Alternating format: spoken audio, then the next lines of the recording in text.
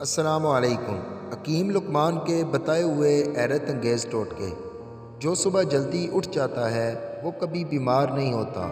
جو روٹی کے درمیان پانی پیے وہ کبھی بوڑھا نہیں ہوتا۔ ہنستے وقت جس کے آنسو آئیں وہ کامیاب ہوتا ہے۔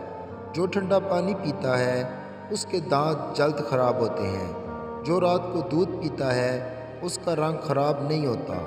جو چلتے وقت پانی پیتا ہے سستی اس کے اندر نہیں ہوتی۔ جو زیادہ تیز چلتا ہے اس کا دماغ بہت ہی تیز ہوتا ہے۔ جس کا ماتھا بڑا ہو اس کی قسمت بھی بڑی ہوتی ہے۔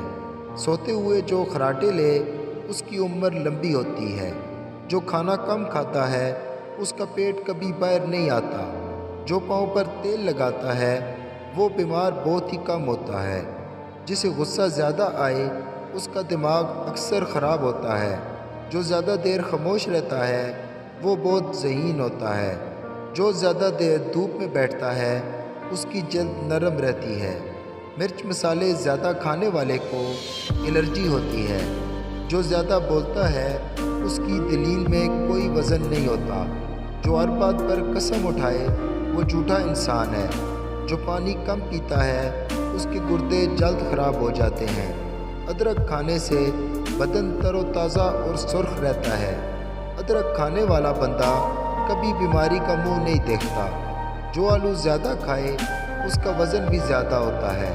سرخ شلجم کھانے والے میں خون کی کمی نہیں ہوتی۔ جو میٹھا زیادہ کھاتا ہے اس کی چربی جلدی بڑھتی ہے۔